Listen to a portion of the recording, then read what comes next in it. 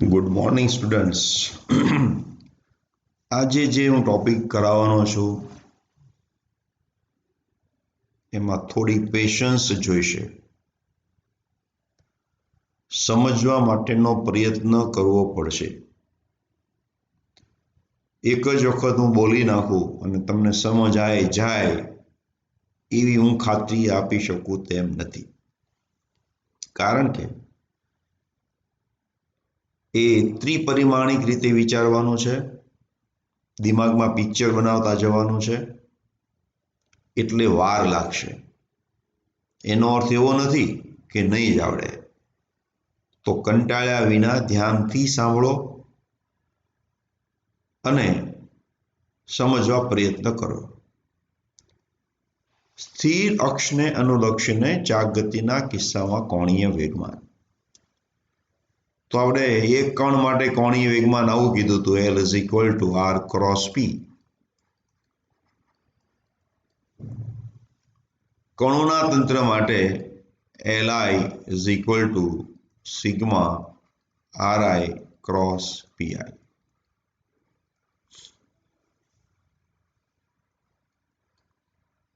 કણોનું તંત્ર પરંતુ એની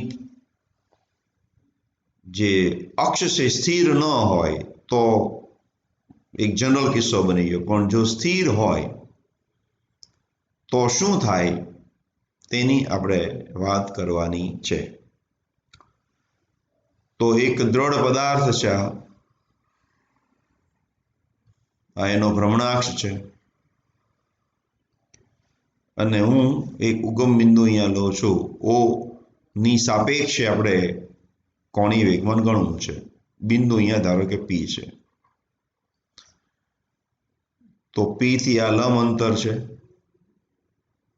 આ તમારો સ્થાન સદિશ R, અને R લંબ કહેવાય. O થી C અને C થી P, તો મને મળશે OP. તો બાજુ હું લખી રાખું છું, OP એટલે શું છે, તો કે O થી C વત્તા C થી P. બરાબર. તો પહેલા એક કણ માટે હું વાત કરું, પછી બધા કણો માટેની આપણે વાત કરીશું. તો આ જે જૂની આકૃતિ છે એનો ઉપયોગ કરવાનો છે, એટલે મેં અહીં દોરી કાઢીશ, બાજુમાં લઈ આવ્યો છું. આ P કણ છે, આ P કણ, આ C એટલે આ C તમારો O, એટલે P આવી રીતે ફરવાનો છે. જ્યારે પદાર્થ ફરે તો P નો પથ આવો બનશે, એટલે જે આપણે ડોટેડ લાઈનથી બતાવેલો છે. ઓમેગાની દિશા ક્યાં હશે, તો કે ઉપર તરફ હશે, અને જેને આપણે ઝેડની દિશા લીધી છે. V ક્યાં સ્પર્શકની દિશામાં, તો સ્પર્શકની દિશામાં.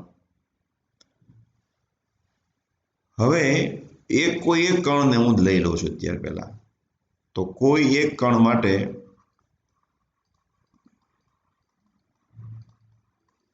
L બરાબર R ક્રોસ P. એમાં Ri લખવાની જરૂર નથી, કારણ કે એક કણ છે. એટલે હવે R એટલે શું છે, તો તમે અહીંયા જોઈ શકો છો, O થી C વત્તા C થી P, અને P એટલે આપણે જાણીએ છીએ MV ક્રોસ.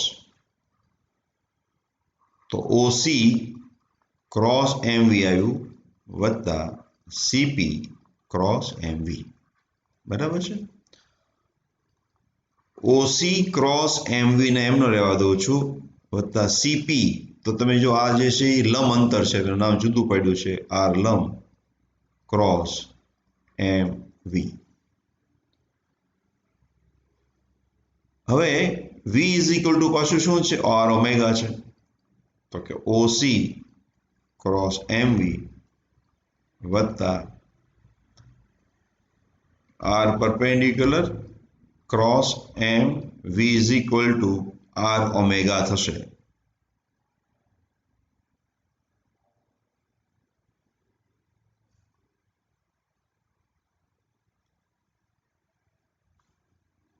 અને બેટર એ છે કે આની હું દિશા શોધું. તમે જુઓ, R પરપેન્ડિક્યુલર એટલે અહીંયા આ દિશામાં છે, અને વીની દિશા ક્યાં છે? અંદર તરફ. તો જો હું દિશા શોધું તો એ ઝેડની દિશામાં આવશે, ઉપર અક્ષને સમાંતર, એટલે એલ ઝેડ કહેવાય. તો એલ બરાબર શું આવ્યું? OC cross MV plus L Z. હવે ઓસી ક્રોસ એમવી કરું તો શું થાય? તો ઓસી એટલે ઉપર તરફ છે ને એમવી આમ છે. તો ઓસી એટલે ઉપર તરફ, એમવી આમ, એટલે મારે સ્ક્રૂને આમ ફેરવવાનો થાય. સ્ક્રૂને એમ ફેરવીશ એટલે એ અક્ષને લંબ મને મળશે, અક્ષને લંબ મળશે અને વત્તા એલ ઝેડ. તો એલ ના બે ભાગ આવ્યા, એલ પરપેન્ડિક્યુલર અક્ષને લંબ અને અક્ષની દિશામાં. બરાબર છે. હવે એ કોઈ એક કણ માટે તો એટલું એલ મારે લેવાય, આ કણની સાપેક્ષે, આ બિંદુની સાપેક્ષે. જો અહીંયા મેં બિંદુ લીધું હોત તો આ પદ મારું કેવું થઈ જાત? 0 થઈ જાત. એલ પરપેન્ડિક્યુલર કેવું થઈ જાત? 0 થઈ જાત. તો એલ બરાબર એલ ઝેડ થાત. બરાબર છે. હવે ઘણા બધા કણો માટે હોય તો મારે શું કરવું પડે? તો કે એલ આઈ, હું એનું ટોટલ લઈ લઉં તો મારે બધા પરપેન્ડિક્યુલરનો સરવાળો કરવો પડે પ્લસ એલ આઈ ઝેડ નો પણ સરવાળો કરવો પડે. તો આના પરથી આપણે શું કહી શકીએ? સમજવા ટ્રાય કરો કે જ્યારે કણોનું તંત્ર છે અને એનું મારે કોણીય વેગમાન ઓની સાપેક્ષે જોતું હોય તો બધા જે કણો છે એનું લંબ ઘટક, કોને લંબ ઘટક? ભ્રમણાક્ષને, અને ભ્રમણાક્ષની દિશાના કોણીય વેગમાનના સદિશ સરવાળા બરાબર છે. એટલે કે એલ હંમેશા ભ્રમણાક્ષને સમાંતર હોય જ તેવું જરૂરી નથી. આની પરથી આપણે અનુમાન આવું લગાવ્યું કે આ ઘટક કેવો છે? લંબ ઘટક છે ભ્રમણાક્ષને. આ કેવો છે? સમાંતર ઘટક. તો તમે જો આ જો 0 થાય તો તમે એમ કહી શકો કે સમાંતર દિશામાં જ બધું કોણીય વેગમાન છે. પરંતુ જો 0 થાય તો, 0 ન થાય તો એવું કહી શકીએ કે એવું જરૂરી નથી કે સ્થિર ભ્રમણાક્ષ માટે કુલ કોણીય વેગમાન ભ્રમણાક્ષને સમાંતર જ હોય. હવે આ 0 ક્યારે શક્ય બને? બરાબર, એલ આઈ પરપેન્ડિક્યુલર બરાબર 0 ક્યારે બને? તો એના માટે ધારો કે આ કણ મેં લીધો પી, તો એની સામે બીજો કણ મને મળતો હોવો જોઈએ એવો જ તે. હવે અહીંયા આગળ એવો કણ આ અંતરે નથી, તો આ પી ની સામે અસર કરતો મને કણ નથી મળતો. તો તેવા કિસ્સામાં કોણીય વેગમાન ભ્રમણાક્ષને સમાંતર નહીં હોય. પરંતુ જો સિમેટ્રિક હોય, ધારો કે અમે એક આવું લંબઘન સમઘન લીધું છે અને આ મારો ભ્રમણાક્ષ છે, તો એક બિંદુ આમ ફરે છે તો આમ ફરશે, તો એકબીજાની અસર ના થાય. એટલે સમમિતિ ધરાવતા હોય તો જો પદાર્થ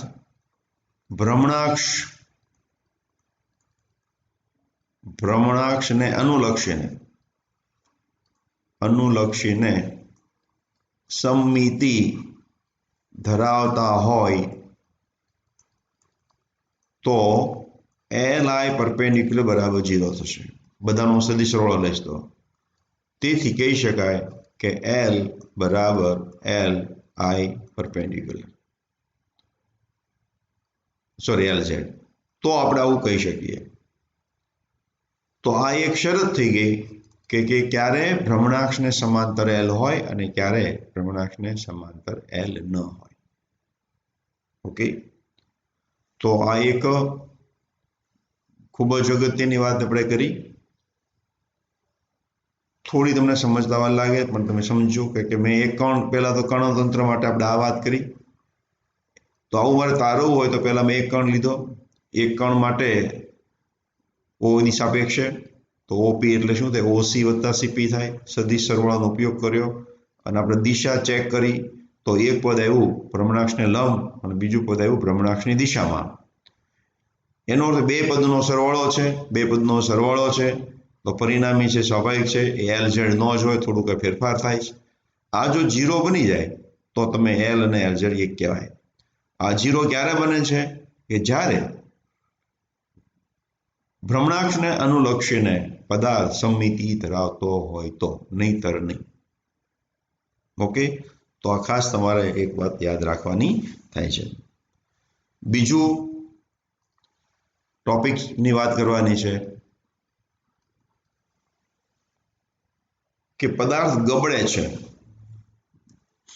ખૂબ જ અગત્યની વાત છે આ દેવા છે. ધારો કે એક પદાર્થ છે, એના જુદા જુદા હું બિંદુઓ લઉં છું.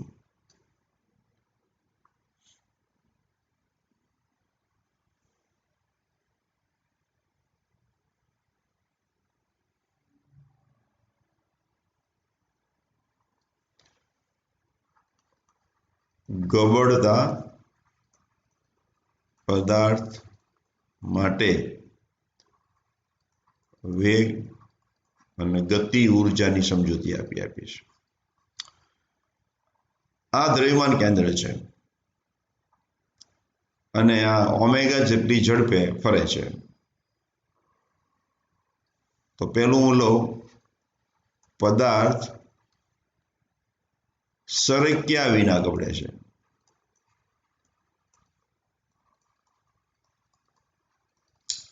એટલે કે અહીંયા આગળ કોઈ પ્રકારનું સ્લીપ નથી થતું. તમે ધારો કે બ્રેક મારો તો વાહન આગળ જાય, વ્હીલ ન ફરે તેમ છતાં. બીજું, વાહન કીચડમાં ફસાઈ જાય તો વ્હીલ ત્યાંનું ત્યાં ફરે પણ આગળ ન જાય. પણ સામાન્ય ઘર્ષણવાળા રોડ ઉપર વાહન છે એ આગળ જાય. તો આપણે એવું પહેલા લઈએ છીએ પદાર્થ સરક્યા વિના ગબડે છે. તો દ્રવ્યમાન કેન્દ્રનો વેગ VCM કેટલો હોય તો એ હોય R ઓમેગા. તો આ VCM છે, સોરી આવી રીતે જાય છે. VCM બરાબર R ઓમેગા છે. R એટલે કે ત્રિજ્યા. બરાબર.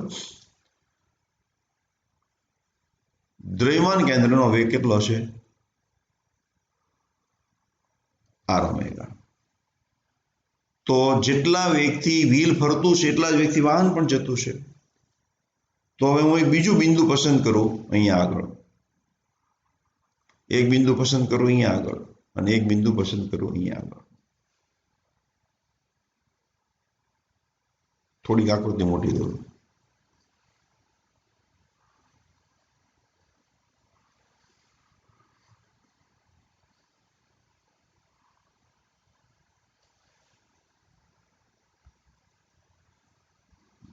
થોડી આકૃતિ મોટી દોરું કંઈક એમાં જ આપણે સમજવાનું છે. એટલે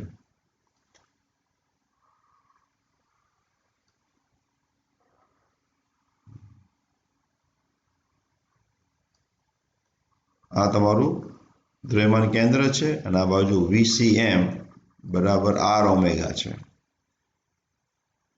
આ કેન્દ્ર છે.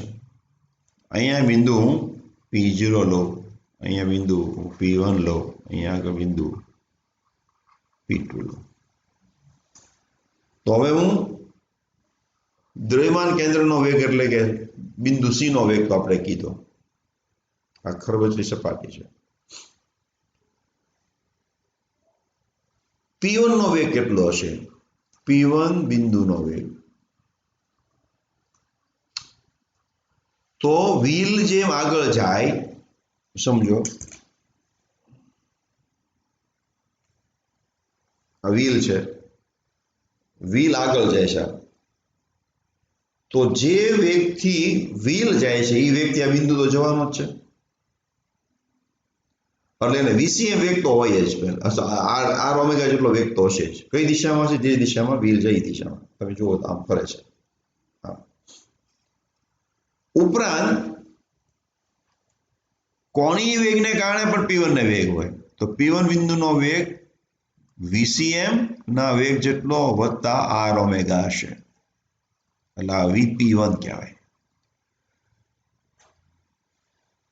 જેની ઉપર સવાર છે એને પણ વેગ છે, એટલે p1 બિંદુ કોની પર સવાર છે? તો વ્હીલ ઉપર.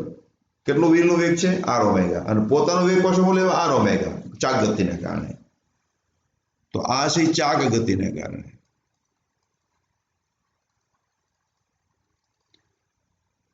ગબડે છે, સરકતો નથી, તોની વાત કરું છું. નહીં તો શું થાય? ન્યા ફર્યા કરતો હોય આમ અથવા આમ, તો r ઓમેગા હશે આને, પણ કેન્દ્રને વેગ નથી, તો માત્ર r ઓમેગા હશે. ન્યા ફરતું હોય તો ચાક ગતિને કારણે r ઓમેગા હશે, પરંતુ કેન્દ્ર આગળ નથી જતું, એટલે r ઓમેગા નહીં હોય. તો આ પદ 0 થઈ જાય, પેલું પદ. પણ અત્યારે એ નહીં થાય, બંનેની કિંમત r ઓમેગા છે, આની ભાઈ r ઓમેગા છે, તો આપણો જવાબ આવશે 2r ઓમેગા. ખબર પડી? એટલે આ એક વેગ VCM અને બીજો વેગ r ઓમેગા. શા માટે? ચાક ગતિને કારણે. તો બે વેગ ભેગા થયા. આગળ હું હવે બિંદુ P0 લઉં છું, તો P0 બિંદુનો વેગ, તો P0 ને આ દિશામાં તો વેગ હશે, કોને કારણે હશે? તો VCM ને કારણે. અને આ દિશામાં વેગ હશે કારણ કે વ્હીલ આવી રીતે ફરે છે, તો એ પણ r ઓમેગા હશે, તો એ થશે VCM minus r omega. VCM minus r omega. તો VCM કેટલું છે? r ઓમેગા છે. જો સરકે નહીં તો 0 થશે. તો એવું કહી શકીએ P0 બિંદુ છે એ આપણે એવું લખી શકીએ મોમેન્ટરીલી સ્ટેશનરી છે. એટલે જે બિંદુ સંપર્કમાં આવે ને સ્થિર છે એવું માની લેવાય. બરાબર? જે બિંદુ સંપર્કમાં આવે એનો વેગ કેવો હોય? 0 લઈ શકાય. અને એટલા માટે જ્યારે વ્હીલ ગબડતું હોય છે ત્યારે આપણે જ્યારે ઘર્ષણની વાત કરતા હોય તો આપણે એને કાઇનેટિક ફ્રિક્શન નથી કહેતા. એટલા માટે નથી કહેતા કારણ કે જે ભાગ સંપર્કમાં આવે તો કેવો હોય? સ્થિર હોય છે. અને એટલા માટે ગબડે ત્યારે ઘર્ષણ બળ ઓછું લાગે છે. ગબડે ત્યારે ઘર્ષણ બળ ઓછું લાગે છે. એટલા માટે રિલેટિવ મોશનની સાપેક્ષ ગતિ નથી. હવે P2 બિંદુની વાત કરું તો આ એક વેગ તો એને હશે જ તે, કોને કારણે? કારણ કે વ્હીલ આગળ જાય છે. અને બીજો વેગ હશે એ કયો હશે? તો કે આ હશે. એ કેટલો હશે?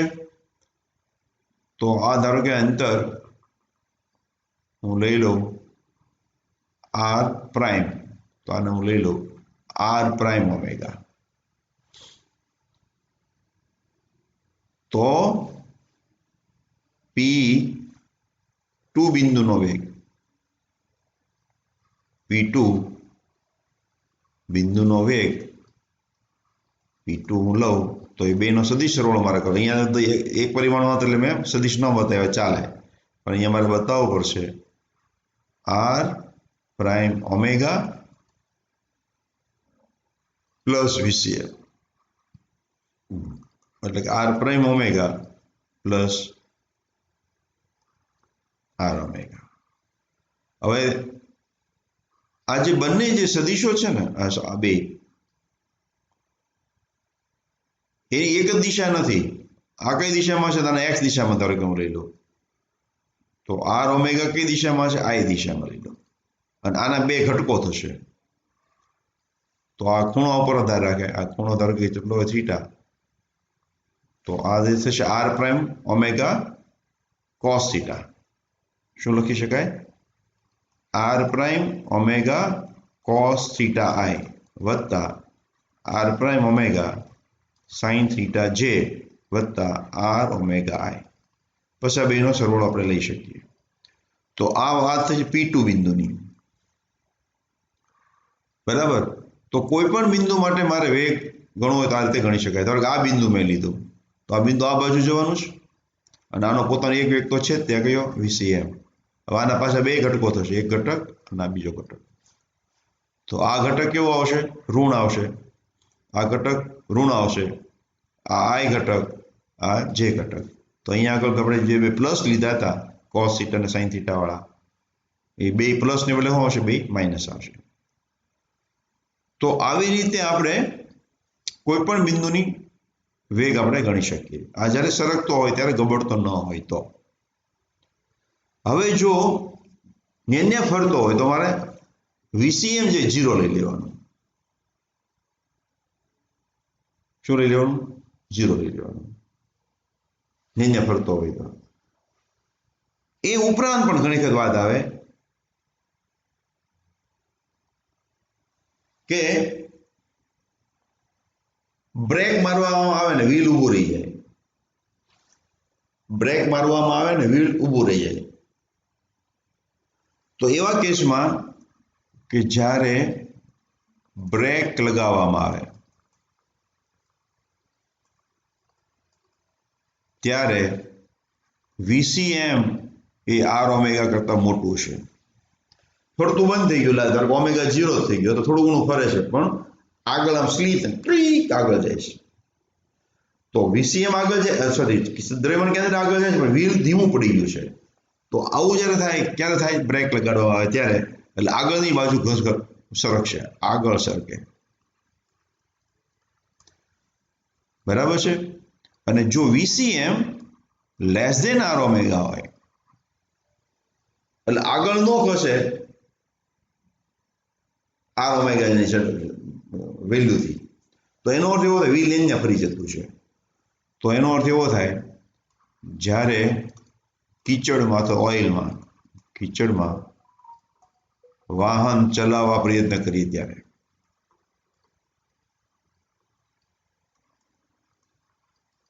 ત્યારે વ્હીલ ફરે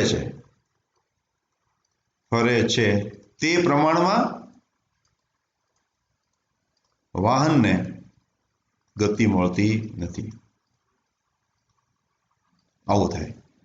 તો આને કહેવાય છે પાછળ સરકે છે. અને જ્યારે બે સરખા હોય તો એકે રીતે સરકતા નથી. તો અને જ્યારે VCM બરાબર R ઓમેગા તો નો સ્લીપિંગ. તો આ આગળ પાછળ અને ક્યારે સ્લીપ ન થાય એનો બી આપણે કોન્સેપ્ટ અત્યારે સમજાવી દીધો. આના આધારે ઘણા બધા પ્રશ્નો આવતા હોય છે, તો એ તમે સારી રીતે જવાબ આપી શકો. બરાબર. હવે વાત કરવાની છે ગતિ ઉર્જાની. તો હું જ્યારે ગતિ ઉર્જાની વાત કરતો ગતિ ઉર્જા, તો ગતિ ઉર્જા એટલે શું? તો કે 1/2 mv². રેખી ગતિ હોય તો કે રેખીય ગતિ ઉર્જા બરાબર 1/2 mvc². આ એક કણ હોય તો હોય. ગોળ ગોળ ફરતો જતો હોય તો મારે VCM લેવાનો. દ્રવ્યમાન કેન્દ્રનો વેગ લેવાનો. અને ચાક ગતિ ઉર્જા કેટલી થશે? Half I ઓમેગા². તો કુલ ગતિ ઉર્જા કેટલી થાય? તો કે K બરાબર half mv² plus half I ઓમેગા². આ VCM લેવાનો. બરાબર છે. કુલ ગતિ ઉર્જા એટલે એક ગોળ ગોળ ફરવાને કારણે પણ એને ઉર્જા હશે અને આગળ જવાને પણ કારણે ઉર્જા હશે. એટલે બે ઉર્જાનો સરવાળો લેવાનો. બરાબર. પણ આપણે જાણીએ છીએ I = mk² છે. તો હાફ mvCM² પ્લસ, પરંતુ I બરાબર શું છે? mk². જ્યાં k શું છે? ચક્રાવર્તનની ત્રિજ્યા. તો હું લઈ લો હાફ mk² અને ઓમેગા² એટલે કે v²/r. v = r omega. તો ઓમેગા એટલે શું થાય? v/r એટલે કે v²/r². તો આપણે 1/2 m કોમન લઈ લઉં તો બ્રેકેટમાં વચ્ચે આ VCM લેવાનું, સોરી 1/2 એમ VCM સ્ક્વેર, તો આવશે 1 plus K square upon R square. તો આ કુલ ગતિ ઉર્જા કેટલી થઈ? આટલી થઈ, 1/2 એમ VCM square plus 1 plus K square plus R square. હવે આ કે કેપિટલ છે અને આ કે છે સ્મોલ છે.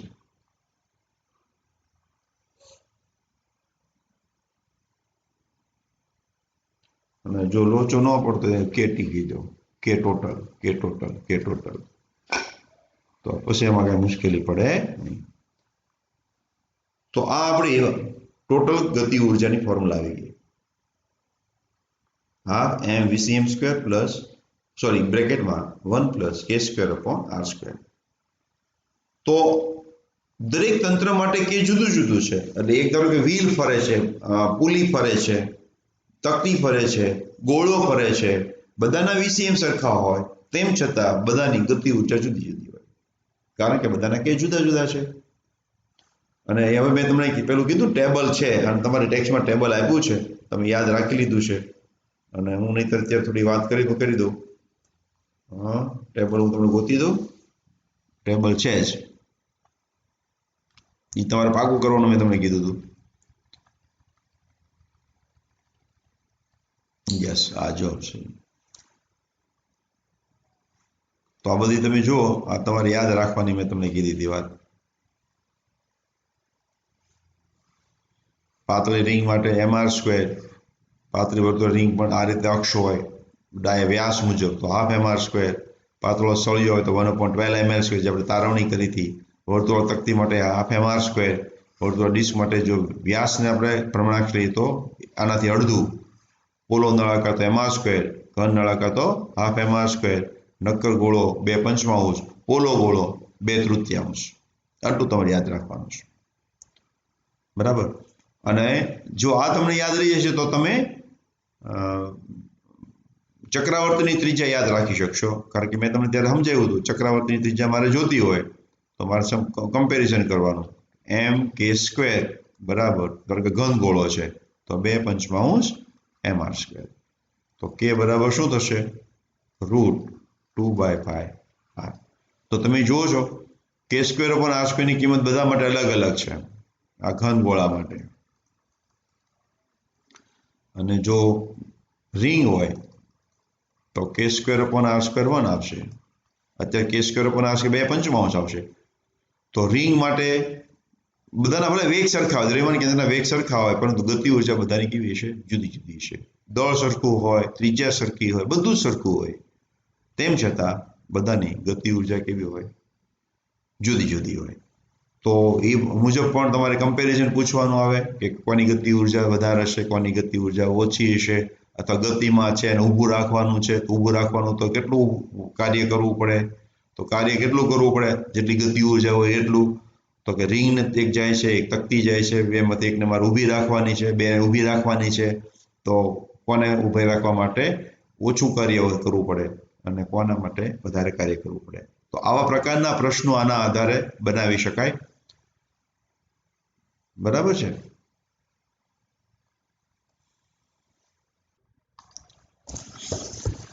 હવે એક સિમ્પલ તમને ટાસ્ક આપું છું.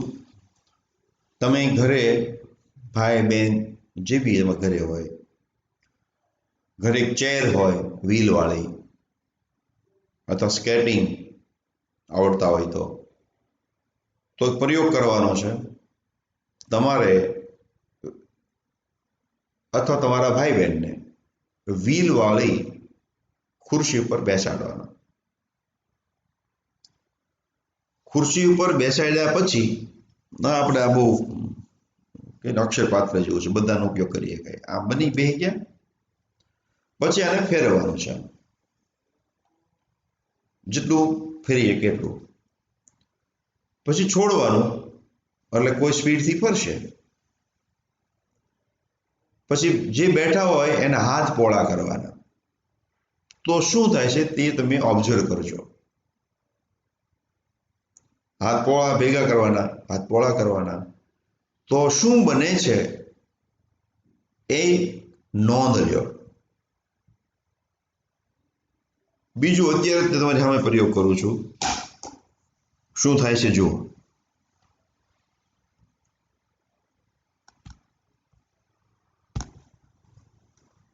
આ માઉસ છે, બગડી ગયેલું છે એટલે કઈ વાંધો નથી.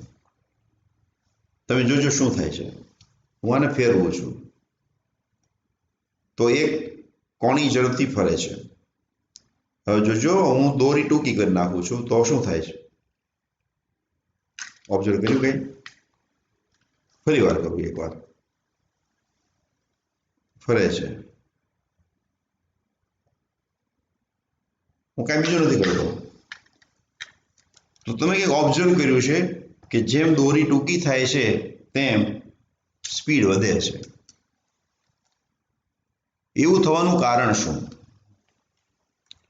તો એવું થવાનું કારણ છે કે કોણીય વેગમાન એટલે આઈ ઓમેગા. કોણીય વેગમાન એટલે શું? આઈ ઓમેગા. બરાબર. આઈ એટલે mr સ્ક્વેર.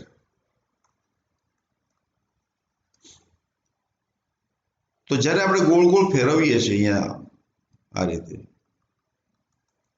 અને બેસ્ટ વે છે તમને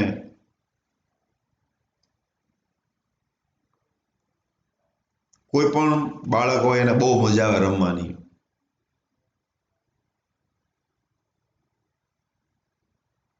વડીલો ના પાડતા હોય કે કોઈની આંખ ફૂટશે, રહેવા દે, અને આવા ડાયલોગ સાંભળવા મળે તમારા માટે બીજા માટે સાંભળ્યા જ હશે. અને એ છે લંગરિયું. પથ્થર બાંધવાનો અને આ એક દોરી છે, અને આપણે બધા આવું રમેલા હશો, તમે બી રમતા હશો. તો આ જ્યારે ગોળ ગોળ ફેરવીને પછી આંગળી પર વીંટાળવા માંડીએ તો પથ્થર ઝડપથી નજીક આવે, વધારે સ્પીડમાં ફરવા માંડે. વધારે સ્પીડમાં ફરે એટલે વધારે ઝડપથી નજીક આવે. તો એવું કારણ શું? તો પહેલા આર એટલું હતું એટલે મારી ઝડપની ચાક માત્રા વધારે હતી. જ્યારે હું દોરી ટૂંકી કરું એટલે આર નાનું બને, એટલે એમ R prime square omega prime. આ તો અચળ રહેવું જોઈએ કોણી વેગમાન સંરક્ષણ મુજબ.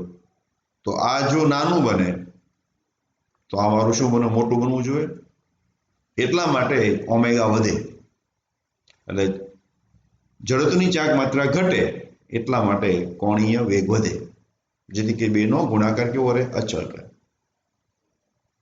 એટલા માટે આવું થાય છે. આ લગતા પ્રશ્નો અલગ અલગ રીતે પૂછી શકાય કે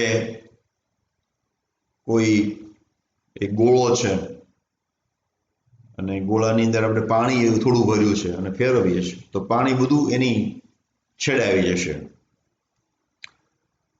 ધીમે ધીમે પાણી નીચે જવા જશે ગ્રેવિટીને કારણે. જેવું પાણી થોડું નીચે જશે એટલે આઈ ઘટે. આઈ ઘટે એટલે સ્પીડ વધે. તો તમને એમ થાય કે આ ચાલુ ચાલુ રહેવું જોઈએ ને, પણ એવું એટલા માટે ન થાય કે નીચે ઘર્ષણ લાગતું હોય. તો જેમ આઈ ઘટે તેમ ઓમેગા વધે, અને આઈ જો વધે તો ઓમેગા ઘટે. પૃથ્વીની ઉપર આપણે જાણીએ છીએ કે ઉત્તર ધ્રુવ અને દક્ષિણ ધ્રુવ ખૂબ જ બરફ છે. અને આપણે પૃથ્વી તરીકે લઈ લઈએ આપણે કે આ પૃથ્વી છે, અને અહીંયા આગળ બરફ છે બહુ બધો, અહીંયા પણ બરફ છે બહુ બધો, અને પૃથ્વી આ રીતે ફરે છે, આપણે જાણીએ છીએ. હવે કોઈ કારણસર ધારો કે બરફ પીગળી ગયો અને ધીમે ધીમે ધીમે અહીંયા આવી ગયો આ બાજુ, તો અત્યારે બરફ વાળો ભાગ અહીંયા છે, ભ્રમણાક્ષથી નજીક છે એટલે આર ઓછું છે, અને બરફ પીગળીને અહીંયા આવે તો આર વધી જાય. આર વધી ઝડપની ચાક માત્રા વધી જાય. ઝડપની ચાક માત્રા વધે, પૃથ્વી તો ધીમી પડી જાય. તો અત્યારે 24 કલાકમાં આંટો મારે છે એની બદલે વધારે સમય લેતી થઈ જાય. તો દિવસ મોટો થઈ જાય. આ તો પરિકલ્પના છે. જો બરફ પીગળે તો શું થાય? તો કે પૃથ્વી ધીમી પડી જાય. દિવસ મોટો થઈ જાય. આવા ઘણા બધા પ્રશ્નો બનાવી ગયા. ધારો કે બરફની વાત રહેવા દો. ધારો કે અત્યારે પૃથ્વી ફરે છે, આઈ ઓમેગા એ આપણું કોણીય વેગ છે, અને કોઈ કારણસર પૃથ્વી સંકોડાઈ જાય દળ બદલ્યા વિના, તો I2 ઓમેગા 2 થાય. ત્યારે I1 ઓમેગા 1 છે. સંકોડન કેટલી ત્રિજ્યા થઈ જાય છે? તો ધારો કે પેલા mr² છે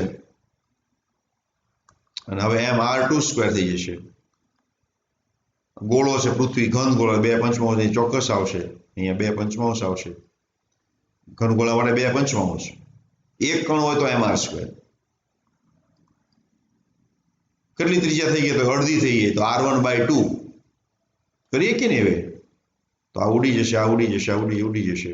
તો r1² ઓમેગા 1 બરાબર r2 ને હું લઈ લો r1/2². અડધી ત્રિજ્યા થઈ જાય છે ઓમેગા 2. પાછો r1 ઉડી જશે તો થશે ઓમેગા 2 બરાબર 4 ઓમેગા 1. સ્પીડ 4 ગણી થઈ જશે. સ્પીડ 4 ગણી થઈ જાય તો જે 24 કલાક લે એની બદલે પૃથ્વી ફરવામાં 6 કલાક લે. ઓમેગા 2 તો મારું T2 થઈ જશે T1/4, એટલે કે 6 કલાક. તો પૃથ્વી જે 24 કલાકમાં ફરતી હતી એની બદલે હવે 6 કલાકમાં ફરશે. આ બધી પરિકલ્પના છે. આવા પ્રશ્નો બનાવી શકાય. ખરેખર સમજાણું? તો આવા નાના પ્રશ્નો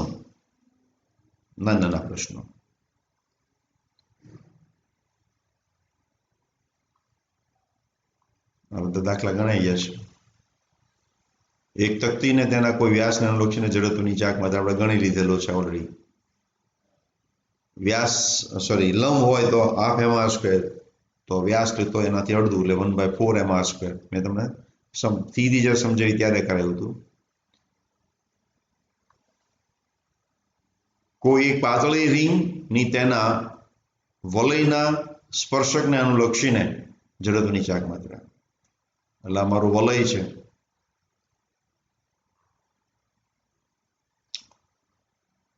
તો આ માટે મને ખબર છે, અને વલયને આપણે લેમિના તરીકે લઈ શકીએ. અથવા તો આના માટે કેટલું? તો કે mr². વ્યાસ માટે કેટલું? તો કે હાફ mr². બરાબર.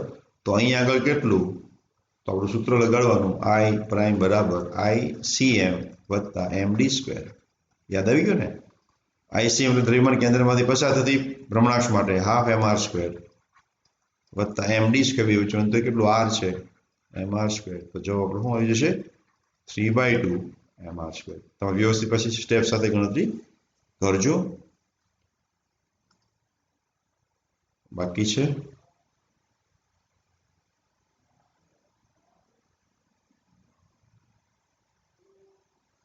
એક મોટરના પૈડાની કોણીય ઝડપ 16 સેકન્ડમાં 1200 RPM થી એટલી વધી જાય છે. કોણીય પ્રવેગ નિયમિત છે તેમ ધારતા તેનો કોણીય પ્રવેગ કેટલો? આ સમય દરમિયાન એન્જિન કેટલા પરિભ્રમણ કરશે? તો પેલી આટલી છે ઓમેગા 1, ઓમેગા 2 બે આપ્યા છે. સમય કેટલો આપ્યો છે? 16 સેકન્ડ. તો આલ્ફા એટલે આપણું શું? તો કે ઓમેગા 2 - ઓમેગા 1/Δt. તો અહીંયા આરપીએમ આપ્યા છે. તો જો હું આવી રીતે આરપીએમ ને સબસ્ટિટ્યુટ કરું, જો મને આરપીએમ પ્રતિ સેકન્ડ સ્ક્વેર આવે, મિનિટ છે, સેકન્ડ થઈ જાય, એટલે એ ચાલે નહીં. તો પહેલા મારે આરપીએમ માંથી રેડિયનમાં ફેરવું પડે. એક રાઉન્ડ એટલે 2π, આટલા રાઉન્ડ એટલે કેટલા, અને મિનિટને આપણે સેકન્ડમાં ફેરવી એટલે 60. તો આ જે કિંમત આવશે તે 60 દુ 20 40π આવશે. અને અહીંયા કેટલા? 31 20 ગુણ્યા 2π ભાગ્યા 60. તો આ થશે 3 × 3 0 અને 4, 3 × 12. તો આ થશે 104π ડિવાઈડ બાય 12. આ જે આવશે એ આવશે રેડિયન પ્રતિ સેકન્ડ સ્ક્વેર. આવી ગયું? આ સમય દરમિયાન એન્જિન કેટલા પરિભ્રમણ કરશે? તો સરેરાશ ઝડપ ગુણ્યા સમય. તો આ સરેરાશ ઝડપ ω1 ω2/2 ઇન્ટુ ટી. તો બે કિંમતો અહીંયા મૂકીને આપણે મેળવશું. પરિભ્રમણ કરશે તો અહીંયા પાછું મિનિટ છે સેકન્ડ છે એટલે મારે ફેરફાર કરવો પડશે. આપણે ગણી નાખું તો સમજમાં આવ્યું. કેટલા આજે મને આવવાનું છે એ શું આવશે? પરિભ્રમણ. 1 ω1 એટલે 1200 વત્તા 3120 ભાગ્યા 2. આ શું છે? રાઉન્ડ પ્રતિ મિનિટ છે. પરિભ્રમણ પ્રતિ મિનિટ. એને કેટલી સેકન્ડમાં મારે જોઈએ છે? 16 સેકન્ડમાં.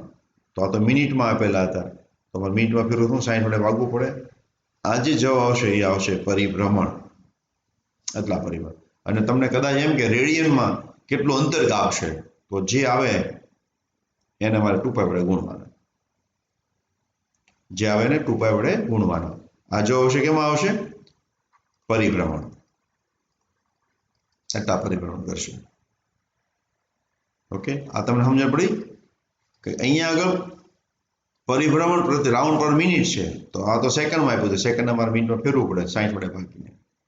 બરાબર, T must be in minute. અથવા અહીંયા ફેરફાર કરવો પડે, સેકન્ડમાં ફેરવવો પડે. તો અહીંયા સુધી આપણે રાખીએ. બરાબર કરજો. અને તમને હોમવર્ક અલગથી મેસેજ દ્વારા કહેવામાં આવે તે કરવાનું.